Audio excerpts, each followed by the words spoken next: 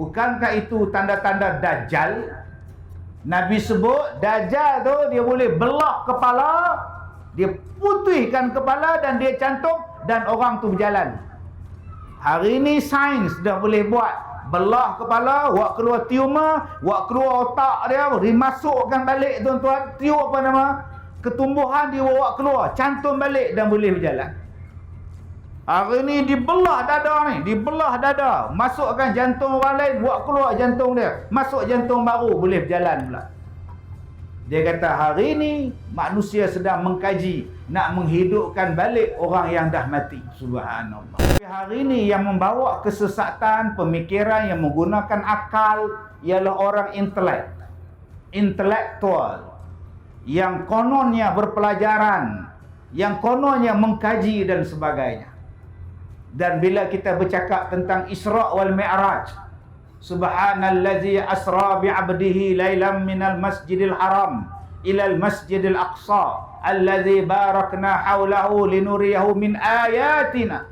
Dia kata mana mungkin manusia boleh naik ke langit tanpa tabung oksigen. Mana mungkin Nabi Muhammad manusia naik ke langit tanpa baju angkasawan.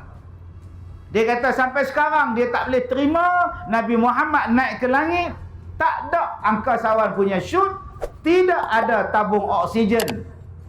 Tuan-tuan boleh bayangkan, dia tak percaya hari ini tuan-tuan dengan Nabi Muhammad naik Isra' dan Mi'raj.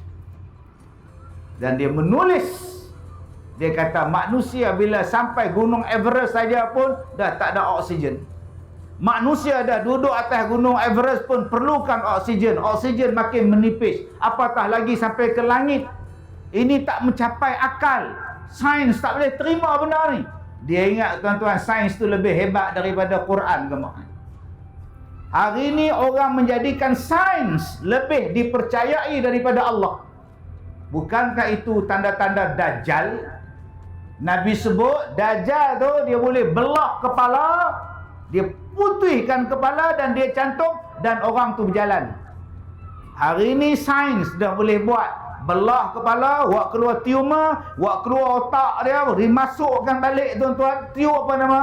Ketumbuhan dia bawa keluar, cantum balik dan boleh berjalan. Hari ini dibelah dada ni, dibelah dada, masukkan jantung orang lain, buat keluar jantung dia, masuk jantung baru, boleh berjalan pula. Dia kata hari ini manusia sedang mengkaji nak menghidupkan balik orang yang dah mati. Subhanallah. Baik tuan-tuan yang saya hormati, dia kata bahawa satu hari nanti sains boleh menghidupkan orang mati. Agama ni nama dia Scientology, agama yang berasaskan kepada sains. Dan mereka mula menyimpan mayat-mayat. Kononnya satu hari nanti mayat ni boleh dihidupkan dengan teknologi sains.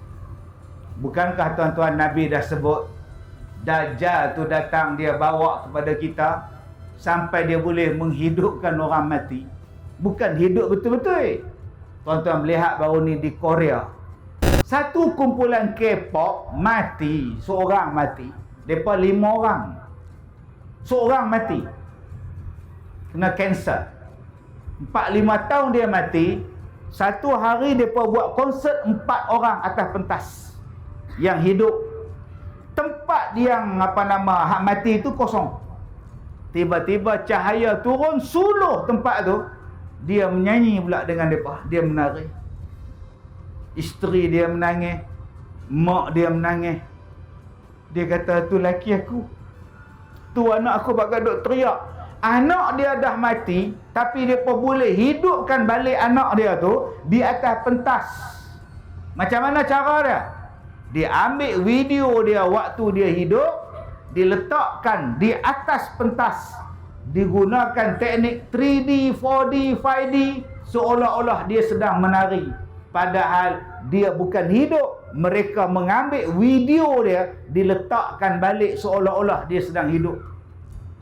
Lepas ni tuan-tuan, kalau saya mati, moderator Ikram, doktor jadi ahli panel, kursi ni kosong.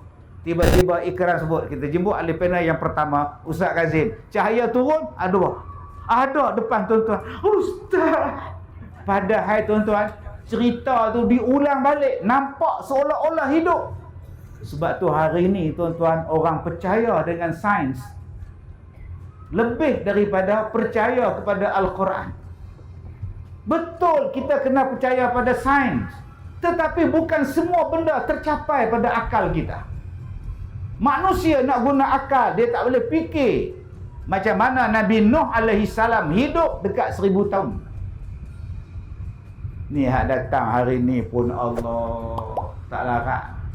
Hak umur 74. Sambil dengar ceramah, sambil duduk lutut. Kena pula kerusi tak ada, duduk diri, duduk maki. Hak lutut ni pun haram jadah sungguh.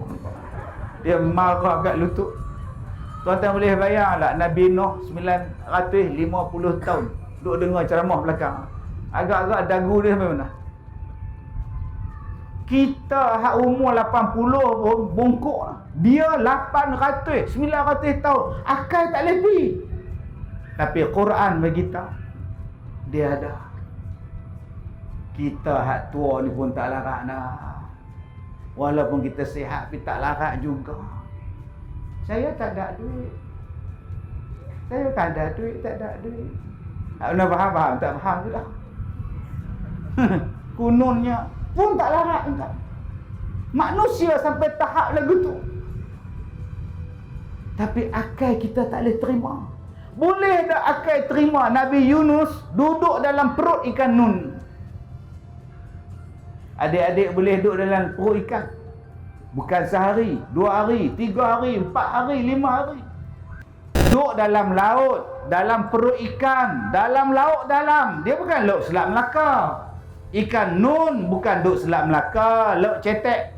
Dia duduk tu, lautan dalam tu. Atlantik lah, Pasifik lah, Hindi lah, laut yang dalam. Dalam, atas dalam. Dalam laut satu, dalam perut satu. Macam mana dia boleh hidup? Otak tak boleh fikir. Tuan-tuan belajar tentang Zulkarnain. Dia pergi satu tempat, dia tak faham bahasa orang ni. Apa hangpa cakap ni? Aku tak faham apa cakap. Allah bagi dekat dia boleh faham pula. Satu orang yang tak reti nak faham bahasa apa engkau orang. Dia dapat tahu bahawa bangsa ni diserang oleh 2 bangsa, nama dia Ya'juj dan Ma'juj. Dia kata, tolonglah wahai Tuhan, selamatkan kami daripada golongan 2 golongan jahat. Mai masuk dalam negeri kami, kokoh kami, makan kami, tokok kami. Zulkarnain pun naik atas bukit, tengok di bawah ramainya golongan Ma'juj, Ya'juj. Kata Zulkarnain, baik aku tolong hampa. Cari besi, cari tembaga, cari kayu api, kita bakar, kita buat tembok. Maka siaplah tembok Zulkarnain. Ya'juj dan Ma'juj tak boleh panjat, Ya'juj dan Ma'juj tak boleh lubang, Ya'juj dan Ma'juj tak boleh lepas. Soalan dia, tembok ni tinggi mana? Sejak zaman dulu sampai zaman sekarang, Ya'juj dan Ma'juj tak boleh terpa mai. Besar mana, tebal mana, duk tang mana, takkan tak boleh guna tangga. Takkan mereka tak boleh panjat guna tali. Besar mana, tinggi mana, otak tak boleh fikir. Cuma kerja Ya'juj dan Ma'juj melubangi tembok ini sampai nampaklah besar tu dah zaman Nabi. Sampai besar tu dah lubang ditembus oleh Ya'juj dan Ma'juj. Sejak zaman Zulkarnain sampai zaman Nabi besar lagu ni dah. Besar 5 kupang lah lebih kurang. Lubang yang berjaya dibuat. Tu pun ulama-ulama kata, bila azan berkumandang, lubang yang mereka kambui tutup. Sampailah azan dah tak ada. Lepas tu dia terpa mai. Jadi tuan-tuan, ada benda yang kita boleh fikir dengan ilmu, tapi ada benda yang kita boleh terima hanya dengan iman. Dengan iman kita boleh terima.